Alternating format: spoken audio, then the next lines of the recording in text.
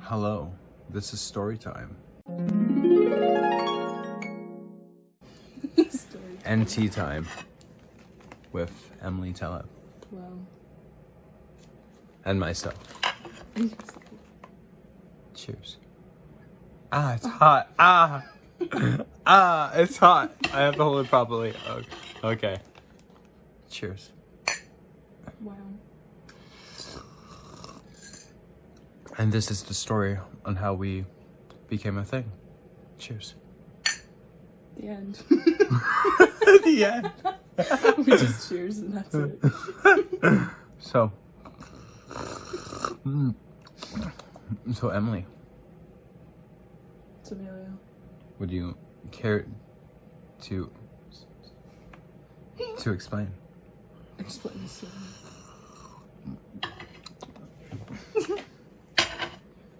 It's a crazy story. I even have popcorn for it, how crazy the story is. Hold on a sec. Hello, we're back again. Hello, we are back for part 2 of story time. Because it was just too epic, the first part. Yeah, it was too epic. We didn't want it. No. Wait, can I make this look like your hand? Wait. What's happening? Oh no. Wait. Oh no. Look, it looks like you're eating popcorn. It looks like your hand. This is what to deal with. Wow, you just really want popcorn right now. Apparently. But yeah. So, what happened?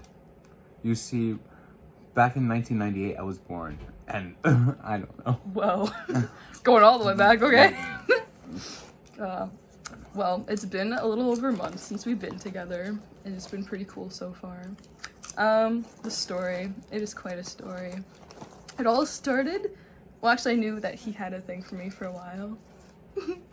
And, You're selecting them at this I point. am, because it's rude to eat and tell the story, okay? Okay, I'm sorry. Sorry.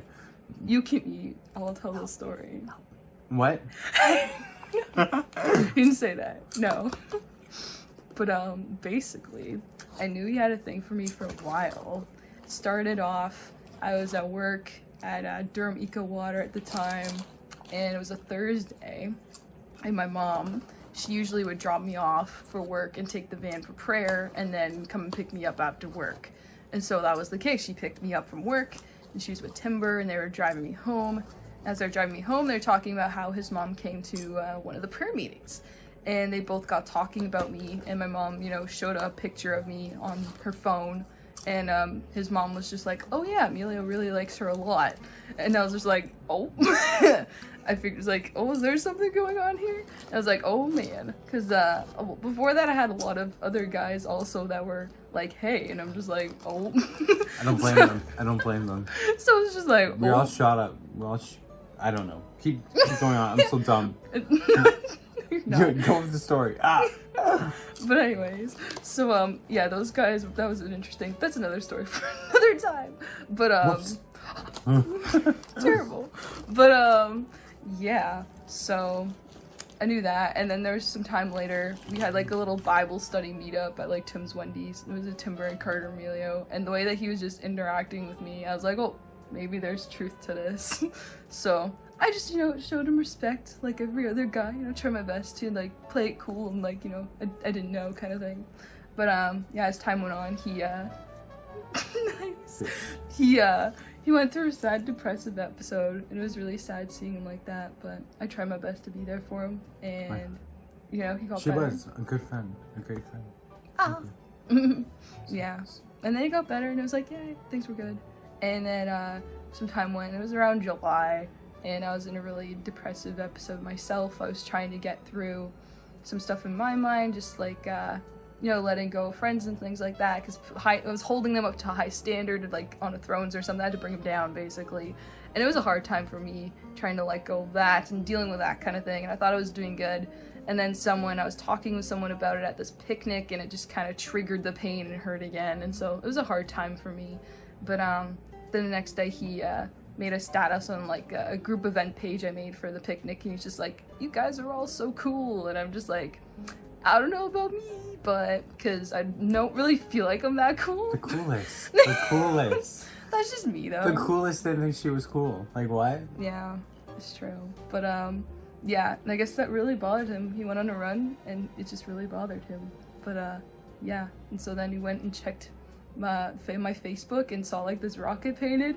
And I painted this rocket, it's like a broken heart with like a band-aid and a scripture on it. So yeah, and then I got the text from him, which was like, "Wee wee, cool police. You're under arrest for being too cool." Just like, you know, because that's what he's like, you know, he's cool like that. Just, yeah. The cool police has her. Well. It's got her. He knows a lot of police. But anyway. So he texted that and he was just like, you know, you want to hang out? And I'm just like, I don't know, like, maybe. Like, at first I wasn't sure about it, but then I was like, okay, sure, why not? So hesitant. I was. But so then, you know, he came over to the house and we played cards and had fun in the backyard and stuff. And, you know, he was just like, I want to be a better friend to you. It's like, you're like an egg. I want to crack your shell and get to know you a bit better. And, you know, I thought it was nice and stuff. And I ended up actually opening up to him about what was going on and stuff. And, you know, it's just like, yeah, that's sweet and stuff. But I was hesitant because there was a lot of times before where people would say stuff, but they didn't actually mean it. So me was just like, you know, take it with a grain of salt. Like, okay, sure. And then he left the place and my mom was like, you know, you sure about him? Like, she mentioned a few times before, just the way we were interacting and stuff, like, you know, you sure there's not, you know, more to this or something going on? And usually I'm just like, nah, but this time around I was like kind of considering it.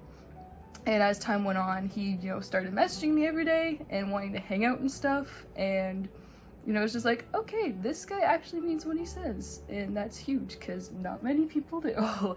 And so, you know, I was like, all right, that's cool.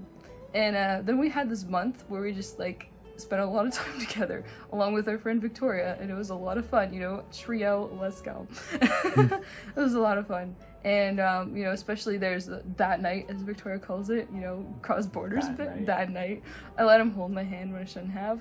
Scandalous, I know. But you know, we just chemistry out of nowhere basically in August. I just noticed the chemistry. What is this? Whoa. But yeah, we had a lot of fun, and the last fun time we had was making pizza at Victoria's place, and then all of a sudden he got really sad and depressed. He was like, what's going on, man? He said, oh, it's just feelings, no big deal. It's like, feelings. Guys don't, you know, as a man, we don't say anything about our feelings. Not allowed to. No, I'm kidding. Yes. Carry on. So yeah, so it was just feelings. And I'm just like, no, it's not, man. What's going on? I want to help you. And he just was like sloughing me off. Just no. And that was when the worry started for me. Because I was like, is he going back into that depressive episode of wanting to hide away from the world and stuff? And so, you know, then he left group chats. And I mentioned maybe we could hang out Sunday. I was like, well, maybe we could cheer him up, hang out on Sunday. And he's like, I can't hang out Sunday. I need to be alone. I need space. And, I was at Victoria's cottage at the time having fun. So I was trying to have fun, but I was also worried on the back of my mind too. And then he made this status at one point saying, you know, if I'm your friend, I'm gonna just leave anyways. Remember that hurt? And I was just like, please so don't leave. I'm so sorry. Yeah, it's okay. I felt so bad. Yeah. So like, please don't leave. So then Sunday came and I was searching on Facebook and I realized that I couldn't find him. And I was like, oh no. So, and he needed space and I was trying to respect, you know, him wanting space. And so I did what the only thing I could think of to do, which was I started fasting and praying for him.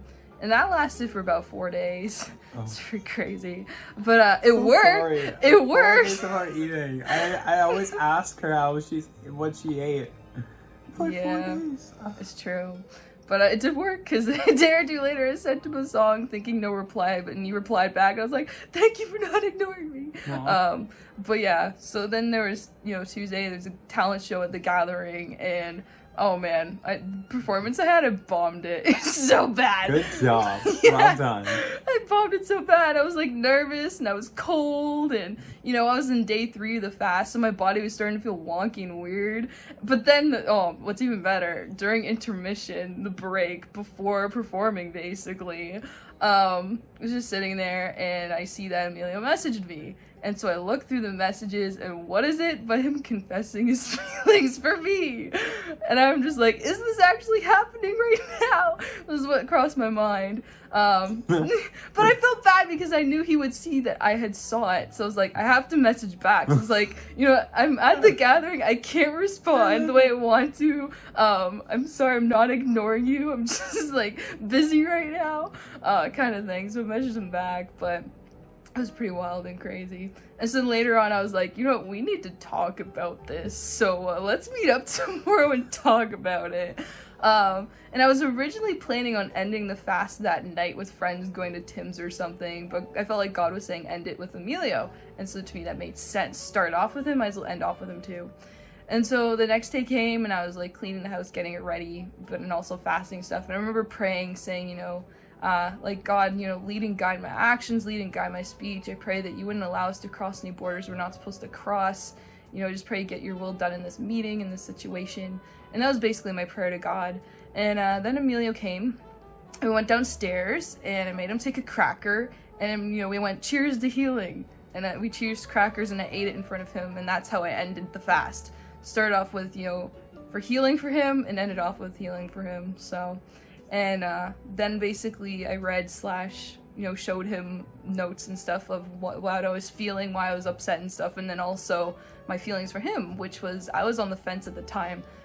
What he didn't know was in the background of my mind, I was, you know, arguing with God, like, God, why not Emilio? He seems like such a great guy, why not? You know, and I was just like, why not, man? And I wanted to. I really wanted to be like, let's do this. Like, yes, but I just felt like God was saying no for some reason. I felt like he was saying no, and so I was really confused, and I didn't know for sure. So that's why I was on the fence about it. And so then Emilio was like, you're not going to see me anymore. I'm not coming to your church anymore. I'm not going to be messaging you. Like, you're not going to be seeing me for a long, long time. I remember that really sucked, but it was just like, whatever, man. Like, you just gotta get better. That was my stage. Like, just get better. Like, that's all that mattered to me. Whatever, man. Whatever, man. Gosh. But, yeah. So, you know, and I was just like, promise me you'll be there for Victoria. Because I know my friend Victoria doesn't have many close people. And he's like, yeah, I'll be there for her. I'll be there for Latalia. And for me, that was just like, okay, good. Like, I don't care about me so much. Like, if you're there for them, okay, that's fine. Like, whatever about me, you know, just as long as you're there for them, as long as you get better, you know, going to another church, that's fine. Just get better. That was my state of, you know, what I was thinking. Of course, it sucked, but I just wanted to get better. And, so then we, you know, hugged it out, saying goodbye, but then it turned into longer than hugging. We ended up, holding hands and snuggling for a while. How long exactly? A good 6 hours. Oh yeah, just 6 hours, no big deal. 6 hours. It was crazy. It was wild. Honestly thought literally just talk and then leave, but no, it was I 6 thought so hours. too. Yeah, but definitely what I noted was I felt at peace about it, like perfect peace, and it just felt right, and I didn't have any conviction in me whatsoever, besides, you know, questioning my mind a little bit, but besides that, it was, you know, just so chill, peaceful time, and even just noting hanging out with him, it just, like, was so, I was comfortable around him, and, like, you know, just noted those things, but, yeah, it was a nice, you know, we're savoring each other's time. We were saying goodbye forever, pretty much, is what it felt like, and so we just were absorbing each other's time as long as we could, but yeah, and then, you know, he said goodbye. Tea break. Oh, tea break. Nice.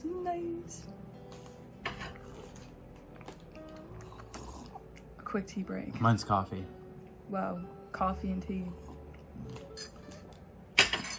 Fun facts. Anyways, back to the story. So he says goodbye. I say until later. Then the next day comes in the morning, and I'm just crying in bed, and I'm like, God, this is so unfair. Why would you bring two people together that have such great chemistry to then just rip them apart and break their hearts? That's not the God I serve. That does not make sense to me. And so I went to a prayer meeting, and I was crying and praying for Emilio and stuff. And then I came back to the house, and I was there with my mom and Elizabeth and Victoria, and was talking to them about it. And my mom was like, you should move forward with this. Elizabeth was saying, you should move forward with this. And I'm just like, what? Because I've never dated anyone ever. So to hear my mom be like, yeah, go for it, it's like, what? And yeah, so then my mom, Jordan and Emily, they came over too. and I was just hearing like different sides of like relationships and stuff, and like how I was nervous for them too and things like that, and that was reassuring me. And then I was reading scripture for reassurance. Like, the Lord knew I would need a lot of reassurance. Yeah. So, you know, he brought a lot of people to, you know, help convince me and whatnot. But, yeah, it was just, like, so many emotions going through my mind and stuff. And also just the fact that I ended the fast the day before. So my body was so weird and all these lovely things. And, do you like that? Nice. That's great. You just found a Wyatt card. Anyways, yeah, basically, like, I was just going through a lot, and, but then I remembered this one thing, a friend of mine, Daniel and Kasha, their story, and how for Daniel, what convinced him to be, and, you know, to say yes to Kasha was, he saw, like, a vision of himself trapped in a bubble, and this bubble was Kasha's love, and he couldn't escape that love. And so for me, it was, I literally prayed, God, don't allow us to cross any borders we're not supposed to cross. We did more than I thought we were going to, and I had felt at perfect peace about it. Yes, take the card. Yay, Yes! Got him. Yes. Sorry. You guys have no idea what we're talking about. Anyway, so yeah, basically, like, I thought about that, and that was basically what convinced me to say yes. So my mom was gonna meet up with Emilio earlier at the Tim's to talk and stuff, and so she's like, do you want me to tell him yes? Like, she mentioned that a few times, and I was just like, okay, sure. So off she went, and wingman mama, thank you. Thank you, wingman. Thank you. And woman. yeah. Oh man, yes. And so I was with Victoria at the house waiting and like nervous and all that. And then I get the text message from my mom and she's like, Operation Boyfriends a go. And I'm like, oh my gosh. So I'm sitting outside waiting at the front, and then he comes and we talk, and basically, long story short, September 2nd was the day we both said, yes, let's do this. And since then, it's been a crazy wild adventure. Emilio, do you have anything you want to add? Your perspective on the story? Yes. My perspective was, the cool police came by, and they needed to help this girl, to show her how cool she was. Wow. But the cool police fell in love with her. Whoops, oops. Oops. But, no, honestly, so what happened was, basically, what happened was, I just became her close friend. I always did like her, but,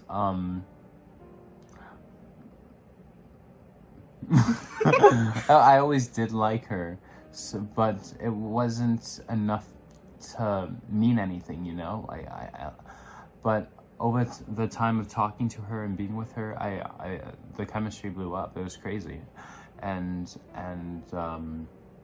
I liked her so much that it began to hurt me, and being around her was painful because I would hang out with her so much that in the back of my mind, I'm like, man, this feels like a girlfriend. This feels so nice. And oh, if only. And those thoughts in the back of my mind kept hurting me. I'm like, man, this sucks. I can't do this. I know. I can't do this, Emily. But, however, so it was hurting so bad where I actually had to back away. I had to back off. I had to just leave. And it caused me to be depressed because all I wanted to do was help this girl and give Emily a good friend, give someone that she's close to. And same with Victoria and same with everyone else I was trying to be friends with. But when I knew that I couldn't be friends with Emily, I basically felt really sad and a lot of self-hate because I'm just another person that became close friends to Emily just to leave her. I did nothing for her in the end, and that caused me a lot of pain. And I'm no better than anyone else. And I just felt like if I were to get close to anybody else, I'd do the same thing. So that's why I thought I didn't deserve to be anyone's friend. And I just grew really depressed. And when I saw my depression was hurting Emily because I was backing away and saying these things, I knew that I had to man up and actually confess how I felt because it was the right thing to do. And my embarrassment, I would rather be embarrassed and admit my feelings than to hurt Emily, and that's what I did. And so that night where we met, with the healing crackers, I was nervous. I was anxious. I didn't really sleep well that night because I had a lot of feelings going through myself as well. And I thought it would be a quick hug goodbye, and somehow it lasted 6 hours. Craziness. And it was the fastest 6 hours of my life, and I was so blessed. It was the most intimate moment I've ever had with anyone, and I really do cherish that moment. And I'm very thankful, and this month has been nothing but the best. And here's to many more. How was the meeting with my mom for you? Oh yeah, the meeting, man. Man, I thought it would suck. The morning after that intimate night, Wendy texts me. She's like, she just says that she has a heavy heart for me and she would like to meet and talk to me, and for me, I'm like, oh, it's gonna be something really sappy and I'm gonna feel bad, but it's because I love Wendy too, so I'm like, might as well meet Wendy and just to say goodbye. Basically, I don't plan to just bite the bullet just because someone wants to see you and you do like them too. But I had no idea it would turn out into Operation Boyfriend. Operation Boyfriend wasn't even in my head. For me, it was Operation Heal and Heartbreak, but that was my operation. So when Wendy said at the end that about Operation Boyfriend, or Emily wants to try this out, I'm like, whoa, what happened here? I literally hugged this girl yesterday like it was my final day seeing her, and now it's like things went full circle. It's crazy. It is crazy. And now here we are. Yeah. Like a little over a month later. The cool police did a good job. Thank you, cool police. Yeah, that's our story. So it's pretty cool. Thank you, Lord. He's good. Thank you. But yeah. Now what's your story? Whoa, comment below. Thank you for watching. So this is cool. Bye. Bye.